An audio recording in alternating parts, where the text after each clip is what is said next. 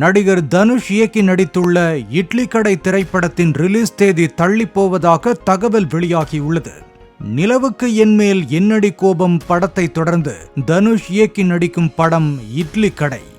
இந்த படத்தின் போஸ்டர் வெளியாகி ரசிகர்கள் மத்தியில் கவனம் பெற்றிருந்த நிலையில் இந்த படம் வரும் ஏப்ரல் 10ஆம் தேதி வெளியாகும் என அறிவிக்கப்பட்டிருந்தது.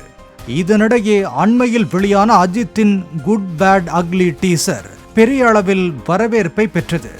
இந்த படம் ஏப்ரல் 10ஆம் தேதி வெளியாகும் என படக்குழு அறிவித்துள்ளது. இதனால் தனுஷின் இட்லி கடை படத்தின் ரிலீஸ் தேதி மாற்றப்பட இருப்பதாகவும் அதன் அறிவிப்பு விரைவில் வெளியாகும் என தெரிவிக்கப்பட்டுள்ளது. இன்னும் இட்லி கடை படப்பிடிப்பு முடிவடையாதது காரணமாக இருக்கலாம் எனவும் கூறப்படுகிறது.